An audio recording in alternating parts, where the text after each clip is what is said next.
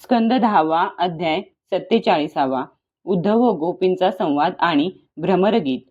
श्री शुकाचार्य म्हणतात, गोपींनी श्रीकृष्णांचा सेवक असलेल्या उद्धवाला पाहिले. त्याचे हात गुडघ्यापर्यंत लांब होते. ताज्या कमलदलाप्रमाणे प्रसन्न नेत्र होते. त्याने पितांबर धारण केला होता. त्याच्या गळ्यात कमळांची माळ व कानांमध्ये रत्नजडित कुंडले झगमगत होती आणि मुखकमल प्रफुल्लित होते. गोपी आपापसात म्हणू लागल्या, हा पुरुष अतिशय देखणा आहे, परंतु हा आहे कोण? कोठून आला? कोणाचा दूत आहे? याने श्रीकृष्णांसारखी वेशभूषा कशासाठी धारण केली आहे? हे सर्व जाणून घेण्यासाठी गोपी उत्सुक झाल्या आणि पवित्र कीर्ती श्रीकृष्णांच्या चरणकमलांचा आश्रित असणाऱ्या उद्धवाला चारी बाजूंनी घेरून पवित्र स्मित करीत उभ्या राहिल्या. हा रमारमणांचा संदेश घेऊन आला आहे असे जेव्हा त्यांना समजले, तेव्हा त्यांनी अत्यंत विनम्रपणे लज्जेने स्मितहास्य करीत त्याच्याकडे पाहून मधुर भाषणाने त्याचा चांगला सत्कार केला आणि एकांतात तो आसनावर बसल्यावर त्याला त्यांनी विचारले, उद्धवा, आपण यदुनाथांचे दूत आहात. आपल्या स्वामींनी त्यांच्या मातापित्यांना खुशाली कळविण्यासाठी आपल्याला येथे पाठविले आहे हे आम्हाला कळले. नाहीतर आता या गोकुळात त्यांना आठवण यावी अशी दुसरी वस्तू आम्हाला दिसत नाही. बांधवांवरचे प्रेम मुनीला सुद्धा सोडणे कठीण असते. मातापित्यांखेरीज इतरांबरोबर प्रेम संबंधाचे जे सोंग आणले जाते ते स्वार्थासाठीच असते. जसे भ्रमरांचे फुलांवर प्रेम असते, तसेच पुरुषांचे स्त्रियांवरील प्रेम. धन संपलेल्या माणसाला गणिका, रक्षण करू न शकणाऱ्या राजाला प्रजा, शिक्षण पूर्ण झाल्यावर विद्यार्थी गुरुला आणि दक्षिणा मिळाली की ऋत्विज यजमानाला सोडून देतात. पक्षी फळे नसलेल्या झाडाला, भोजन झाल्यावर अतिथी गृहस्थाला, पशु जळलेल्या जंगलाला आणि जार पुरुष उपभोगानंतर स्त्रीला सोडून जातात. गोपींचे मन, वाणी आणि शरीर श्रीकृष्णांमध्येच तल्लीन झालेले होते. श्रीकृष्णांचा दूत म्हणून जेव्हा उद्धव व्रजभूमीमध्ये आला तेव्हा त्या लोकव्यवहार विसरल्या आणि श्रीकृष्णांनी बालपणापासून किशोरावस्थेपर्यंत जितक्या म्हणून लीला केल्या होत्या त्या सर्वांची आठवण करून त्या लीलांचे गायन करू लागल्या. शिवाय संकोच सोडून रडूही लागल्या. एका गोपीला श्रीकृष्ण भेटल्याचे स्मरण झाले. त्यावेळी एका भ्रमराला गुणगुणताना पाहून तिला वाटले की आपली मनधरणी करण्यासाठी प्रियतमाने याला दूत म्हणून पाठविले आहे. ती त्याला म्हणाली. गोपी म्हणाली, अरे कपटी प्रियकराच्या सख्या मधुकरा, तू आमच्या पायांना स्पर्श करून नमस्कार करू नकोस. कारण श्रीकृष्णांची जी वनमाला आमच्या सवतीच्या वक्षस्थळाच्या घर्षणाने चुरगळली गेली, तिच्या वक्षाला लावलेले व माळेला लागलेले पिवळे केशर तुझ्या मिशांना सुद्धा लागले आहे. मधुपती श्रीकृष्ण मथुरेतील मानी नायिकांची मनधरणी करू दे आणि त्यांचा जो केशररूप प्रसाद, ज्याचा यादव सभेत उपहास होणार आहे, तो त्यांच्या जवळच राहू दे.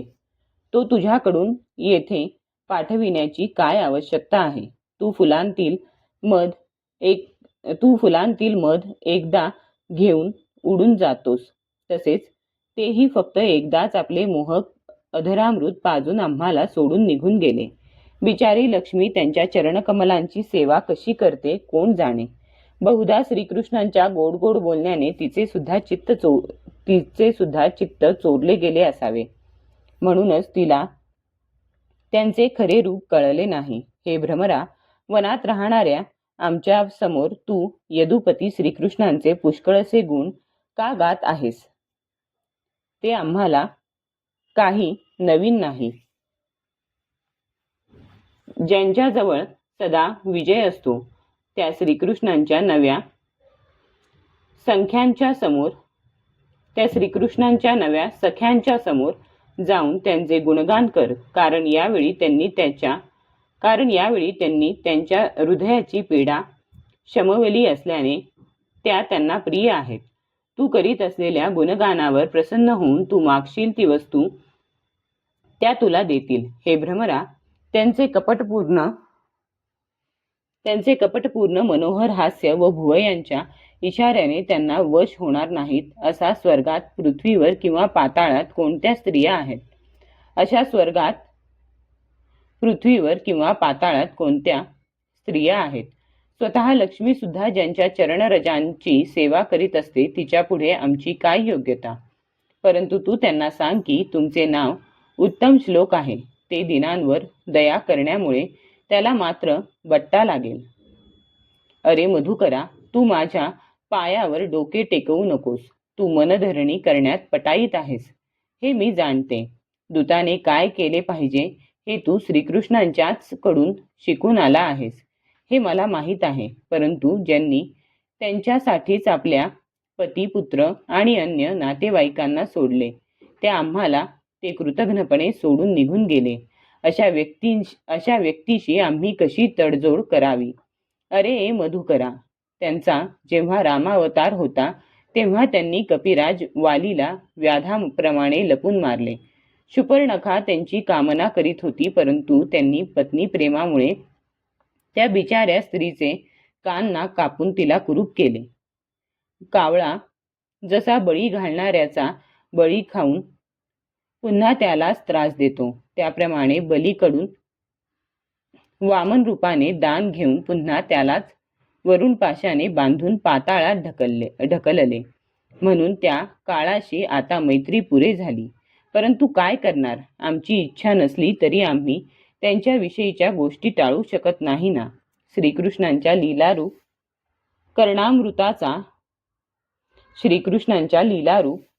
कर्णामृताच्या एका थेंबाचेही जे फक्त एकदाच प्राशन करतात,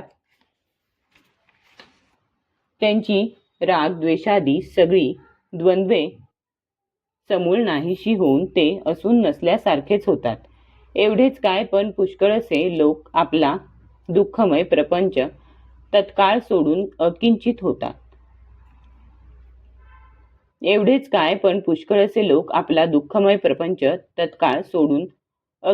होतात आणि सारासार विवेक करणाऱ्या हंसाप्रमाणे परमहंसाचे जीवन करतात. आमचीही अवस्था अशीच झाली आहे. जशा काळविटाच्या भोळ्या माद्या हरिणी कपटी व्याधाच्या मधुर गाण्यांवर विश्वास ठेवल्यामुळे त्याच्या बाणांनी विद्ध होतात, त्याचप्रमाणे आम्ही श्रीकृष्णांच्या प्रियसी गोपी सुद्धा त्या कपटी कृष्णांचे गोड गोड कपटी बोलणे खरे समजलो आणि त्यांच्या नखस्पर्शाने उत्पन्न झालेल्या तीव्र प्रेमव्याधीचा वारंवार अनुभव घेत राहिलो. म्हणून हे उपमंत्र्या, आता तू त्यांच्याशिवाय दुसरे काहीही सांग. हे प्रियतमाच्या सख्या, तू त्यांच्याकडे जाऊन परत आलास वाटते. आमची मनधरणी करण्यासाठीच आमच्या प्रियतमाने तुला पुन्हा पाठविले काय? हे प्रिय भ्रमरा, आमची मनधरणी करण्यासाठीच आमच्या प्रियतमाने तुला पुन्हा पाठविले काय? प्रिय भ्रमरा, तू आम्हाला आदरणीयच आहेस, म्हणून तुला जे पाहिजे ते माग. अरे, ज्यांच्याकडे एकदा गेल्यानंतर परत येणे अतिशय कठीण, अशा आम्हाला येथून तेथे नेऊन काय करणार आहेस? बाबा रे, त्यांच्याजवळ त्यांच्या वक्षस्थळावर त्यांची प्रिय पत्नी लक्ष्मी नेहमी राहत असते ना. हे मधुकरा, आम्हाला हे सांग की आर्यपुत्र सध्या मथुरेत आहेत ना. आई, बाबा, नातलग आणि गोपाळांची कधी त्यांना आठवण येते का? आणि आम्हा दासींविषयी ते कधी काही सांगतात काय? आणि अगुरूसारखे सुगंधी करकमल ते कधी आमच्या मस्तकावर ठेवतील काय?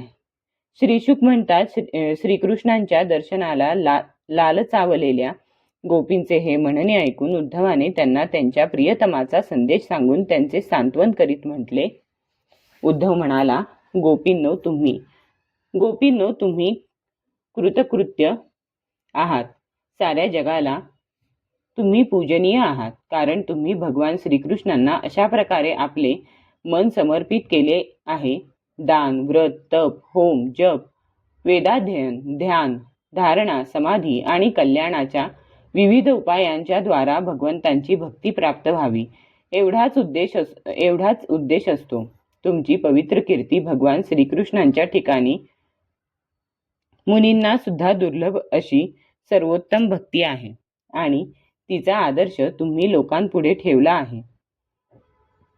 ही मोठी भाग्याचीच गोष्ट आहे.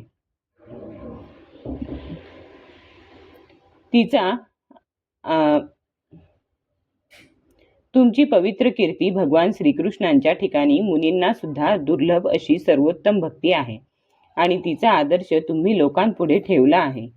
ही मोठी भाग्याचीच गोष्ट आहे. ही किती भाग्याची गोष्ट आहे की तुम्ही पुत्र, पती, शरीर, स्वजन आणि घरे सोडून पुरुषोत्तम भगवान श्रीकृष्णांना वरले आहे.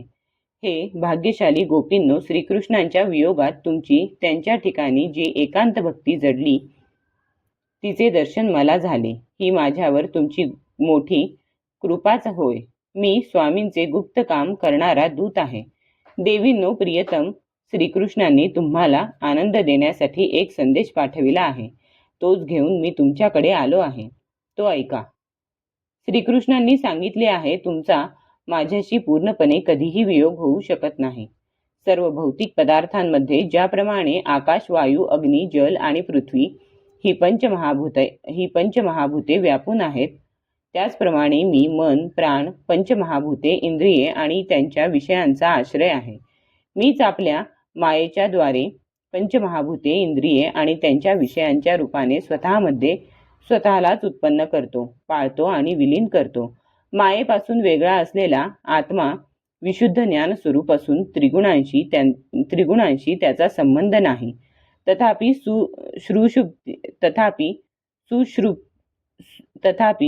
सुषुप्ती, स्वप्न व जागृती या मायेच्या 3 वृत्तींमुळे तो प्रत्ययाला येतो. जागा झालेला मनुष्य स्वप्नात दिसलेले पदार्थ ज्या मनाने खोटे आहेत हे जाणतो, त्याचप्रमाणे प्रत्यक्ष दिसणारे पदार्थही खोटे आहेत असा त्याच मनाने निश्चय करून निरलसपणे इंद्रियांना विषयांपासून आवरावे.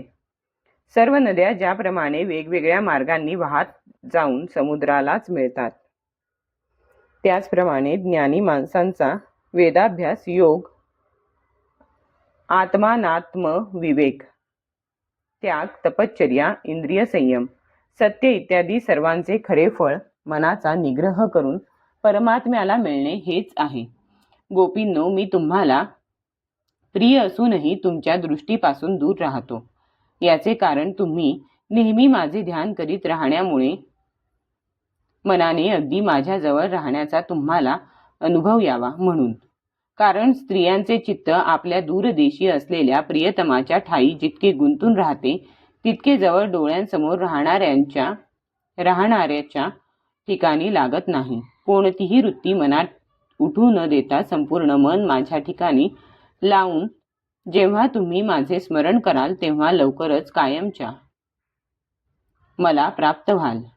हे कल्याणींनो, ज्यावेळी मी वृंदावनामध्ये पौर्णिमेच्या रात्री रासक्रीडा केली होती, त्यावेळी ज्या गोपी स्वजनांनी येऊ न दिल्यामुळे व्रजातच राहिल्या व माझ्याबरोबर रासक्रीडेत सामील होऊ शकल्या नाहीत, त्या माझ्या लीलांचे स्मरण केल्यानेच मला प्राप्त झाल्या होत्या. श्री शुक म्हणतात, आपल्या प्रियतमाचा हा संदेश ऐकून गोपींना अतिशय आनंद झाला. त्यांच्या संदेशामुळे त्यांना श्रीकृष्णांचे स्वरूप आणि लीलेचे स्मरण होऊ लागले. त्या उद्धवाला म्हणाल्या, गोपी म्हणाल्या, यादवांचा शत्रू पापी कंस आपल्या अनुयायांसह मारला गेला. ही अत्यंत आनंदाची गोष्ट झाली. तसेच श्रीकृष्णांच्या आप्तेष्टांचे सर्व मनोरथ पूर्ण झाले आणि ते सर्वजण आता अच्युतांसह खुशाल आहेत. ही सुद्धा काही कमी आनंदाची गोष्ट नाही. हे साधो, एक गोष्ट तुम्ही आम्हाला सांगा. ज्याप्रमाणे आम्ही आमचे प्रेमयुक्त लज्जापूर्ण स्मितहास्य आणि त्यांच्याकडे मनसोक्त पाहणे या उपचारांनी त्यांची पूजा करीत होतो व तेही आमच्यावर प्रेम करीत होते, त्याच रीतीने मथुरेतील स्त्रियांवरही ते प्रेम करतात का? तोपर्यंत दुसरी म्हणाली, अगं सखी, आमचे श्यामसुंदर प्रेमाची मोहिनी घालण्यात निष्णात आहेत आणि श्रेष्ठ स्त्रियाही त्यांच्यावर प्रेम करतात.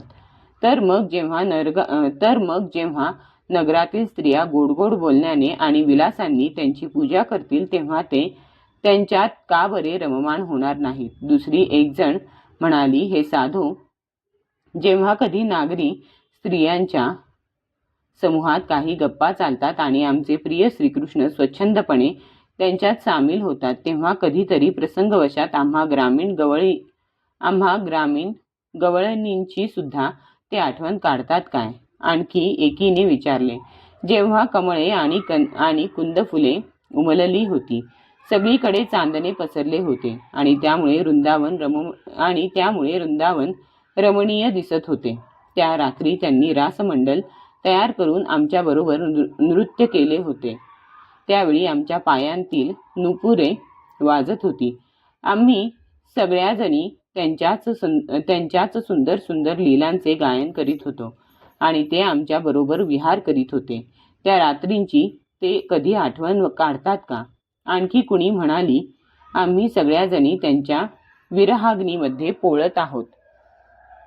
इंद्र ज्याप्रमाणे पाऊस पाडून वनाला जीवदान देतो त्याप्रमाणे श्रीकृष्ण सुद्धा कधीतरी आपल्या करस्पर्श इत्यादींनी आम्हाला जीवनदान देण्यासाठी येथे येतील काय? तोपर्यंत आणखी एक गोपी म्हणाली, अगं आता तर त्यांनी शत्रूंना मारून राज्य मिळविले आहे. आता ते राजकुमारींशी विवाह करून सर्व आप्तेष्टांबरोबर आनंदाने राहतील. आता इकडे कशाला येतील बरे? दुसरी गोपी म्हणाली, महात्मा श्रीकृष्ण स्वतः लक्ष्मीपती आहेत. त्यांना कसलीच कामना नाही. ते कृतकृत्य आहेत. आम्ही वनवासी गवळणी किंवा दुसऱ्या राजकुमारी यांच्याशी त्यांना काय करायचे आहे? संसारात कोणतीही आशा न धरणे हे सगळ्यात मोठे सुख आहे, असे पिंगला हिने वेश्या असूनही योग्य तेच सांगितले. हे माहीत असूनही आम्ही श्रीकृष्णांच्या भेटण्याची आशा सोडून देऊ शकत नाही. ज्यांची कीर्ती महात्मे गातात त्यांनी एकांतात आमच्याशी ज्या प्रेमाने गोष्टी केल्या त्या विसरणे कोणाला शक्य नाही. पहा ना, त्यांची इच्छा नसताना सुद्धा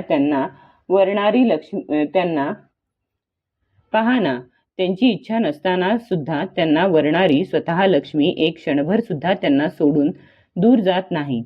उद्धव महोदय, बलरामांसह श्रीकृष्ण जेथे विहार करीत तीच ही नदी, तोच हा पर्वत आणि तेच हे वनप्रदेश. ज्यांना ते चालण्यासाठी नेत त्याच या गायी आणि त्यांच्या वेणूचे ते स्वर अजूनही येथे घुमत आहेत. येथील प्रत्येक जागी त्यांच्या परमसुंदर चरणकमलांची चिन्हे उमटली आहेत. ती आम्हाला वारंवार नंदनंदनांचीच आठवण करून देतात. त्यांना आम्ही विसरूच शकत नाही. त्यांची ती सुंदर चाल, उन्मुक्त हास्य, विलासपूर्ण पाहणे आणि मधुरवाणी या सर्वांनी आमचे चित्त हिरावून घेतले आहे. त्यांना आम्ही कशा विसरू? हे स्वामी, हे लक्ष्मीनाथ, हे व्रजनाथ, आमची संकटे दूर केलीत. हे गोविंदा, सुखसागरात बुडालेल्या या गोकुळात तुम्हीच वाचवा. श्रीशुक म्हणतात, श्रीकृष्णांचा संदेश ऐकून गोपींच्या विरहाची व्यथा शांत झाली, कारण इंद्रियातील श्रीकृष्णच आपला आत्मा आहे हे त्यांना कळले. आता त्यांनी उद्धवाचा सत्कार केला. गोपींचा शोक मिटविण्यासाठी उद्धव काही महिने तेथे राहिला. श्रीकृष्णांच्या अनेक लीला आणि गोष्टी वारंवार सांगून तो व्रजवासियांना आनंदित करीत असे. जितके दिवसपर्यंत नंदांच्या व्रजामध्ये उद्धव राहिला तितके ते दिवस श्रीकृष्णांशी संबंधित गोष्टींमुळे व्रजवासियांना क्षणासारखे वाटले. भगवंतांचा भक्त उद्धव नदी, वन, पर्वत, दऱ्या आणि फुलांनी लहडलेले वृक्ष पाहून तेथे श्रीकृष्णांनी कोणती लीला केली होती असे विचारून विचारून व्रजवासियांना श्रीकृष्णांचे स्मरण करून देऊन त्या स्मरणात त्यांच्यासह स्वतः रमत असे. उद्धवाने गोपींची अशा प्रकारची श्रीकृष्णांमध्येच तन्मयता झाल्याचे पाहून त्यांचेही मन कृष्णविषयक प्रेमाने अतिशय भरून गेले. गोपींना नमस्कार करीत तो असे म्हणाला, फक्त या गोपींचेच शरीर धारण करणे या पृथ्वीवर सार्थकी लागले. फक्त या गोपींचेच शरीर धारण करणे या पृथ्वीवर सार्थकी लागले. कारण सर्वात्मा भगवान श्रीकृष्णांच्या ठिकाणीच यांचे प्रगाढ प्रेम आहे. प्रेमाच्या या स्थितीची मुमुक्षू पुरुष आणि आम्ही भक्त सुद्धा अपेक्षा करतो.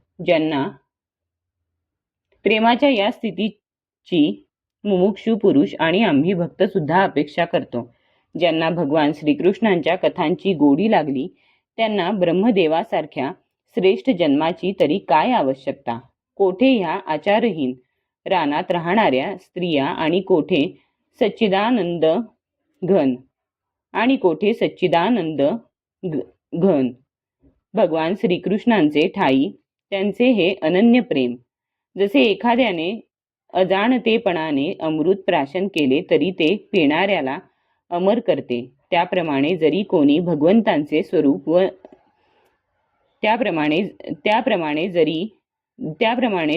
भगवंतांचे स्वरूप न जाणताही त्यांच्यावर निरंतर प्रेम केले तर ते स्वतः त्याचे परम कल्याण करतात. रासलीलेच्या वेळी भगवान श्रीकृष्णांनी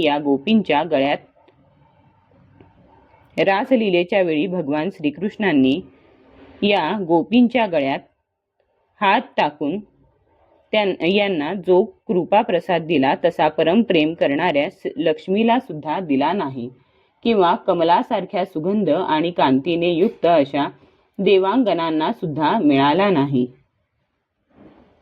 तर मग अन्य स्त्रियांची काय कथा. मी या वृंदावनामध्ये एखादे झुडूप, वेल किंवा वनस्पती झालो तरी ते मी माझे भाग्य समजेन, कारण त्यामुळे मला या व्रजांगनांची चरणधूळ सेवन करण्यास मिळेल. ज्यांनी सोडण्यास कठीण असा स्वजनांचा मोह आणि शिष्टाचार सोडून भगवंतांचे पद प्राप्त करून घेतले की जे वेदांनाही अद्यापि सापडलेले नाही. स्वतः लक्ष्मीने व ब्रह्मदेव शंकर इत्यादी पूर्णकाम देवांनी ज्यांची पूजा केली, योगेश्वर आपल्या हृदयामध्ये ज्यांचे सदैव चिंतन करीत असतात, त्याच भगवान श्रीकृष्णांच्या चरणारविंदांना गोपींनी रासलीलेच्या वेळी आपल्या वक्षस्थळावर ठेवून घेतले आणि त्यांनाच आलिंगन देऊन आपल्या हृदयाचा ताप शांत केला. नंदांच्या व्रजात राहणाऱ्या गोपांगनांच्या चरणधुळीला मी वारंवार नमस्कार करतो. ज्या गोपींनी नंदांच्या व्रजात राहणाऱ्या गोपांगनांच्या चरणधुळीला मी वारंवार नमस्कार करतो. ज्या गोपींनी श्रीकृष्णांच्या कथांसंबंधी जे काही गायन केले ते तिन्ही लोकांना पवित्र करीत आहे.